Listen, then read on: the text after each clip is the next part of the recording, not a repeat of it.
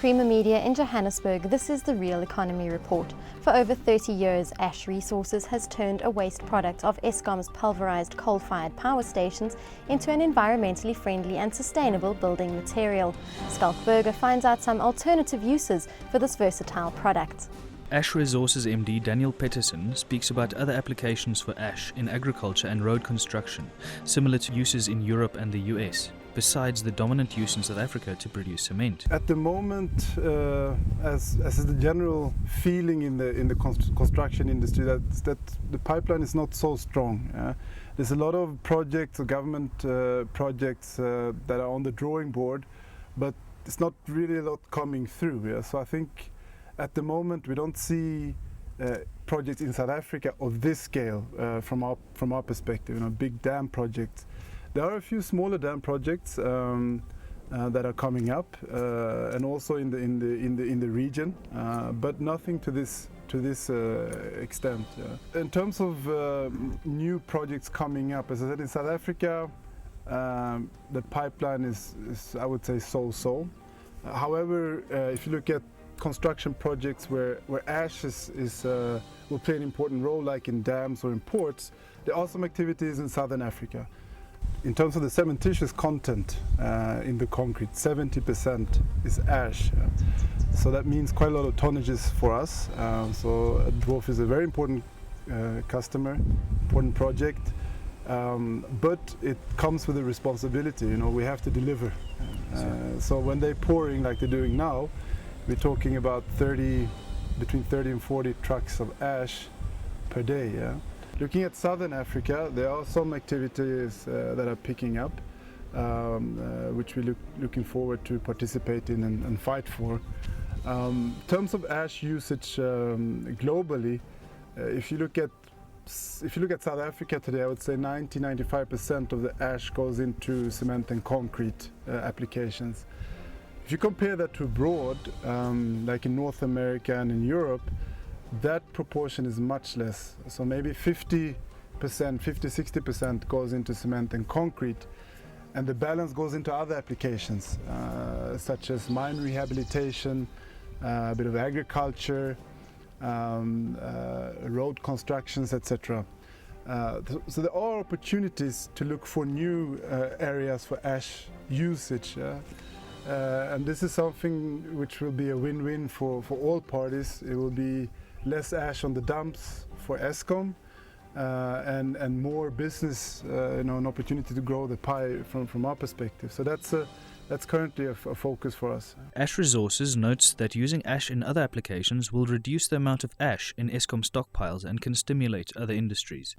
Other news making headlines this week: South Africa's public-private partnership fumbling lops 20 billion rand off Group 5's project pipeline. Gauteng has the highest OECD metro region unemployment rate, and new machinery has increased Osborne engineered products offering. The cancellation or delay in the awarding of public-private partnership projects in recent weeks had shaved 20 billion rand of the 138 billion rand pipeline of projects Group 5 was pursuing. In the recent few weeks, if you like, and it's a number it's sort of a rough number, if you like, in terms of what's happened in terms of cancellation of PPPs, delays in award of PPPs, and also the N1, N2 project, which was put into cold storage, I suppose you could say, for a while. But that's cost Group 5, I think, substantially in short-term order book. So it has been quite damaging for us in terms of what this inability of government to be clear and to follow through on what it says it's going to do. It's a real problem and needs to be addressed. And we are talking to government directly, and they're aware of what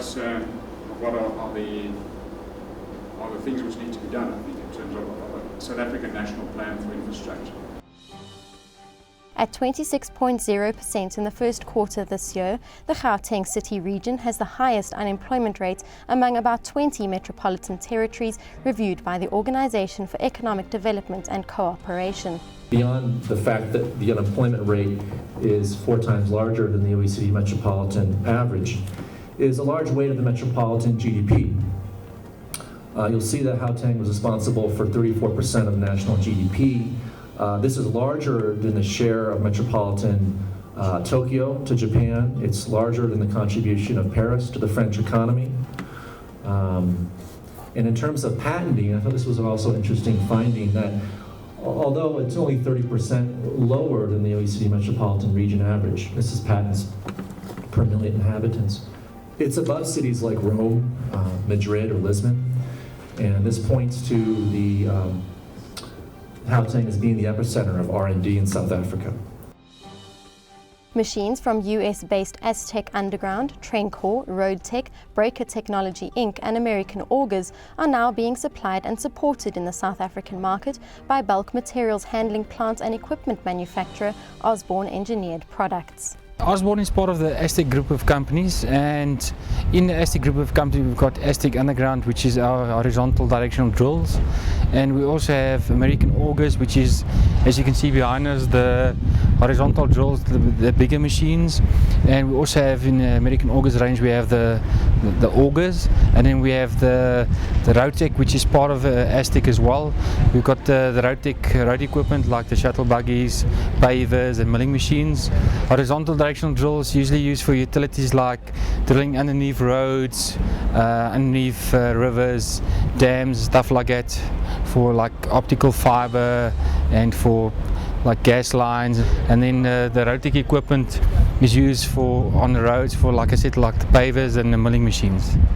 That's Creamer Media's Real Economy Report. Join us again next week for more news and insight into South Africa's real economy.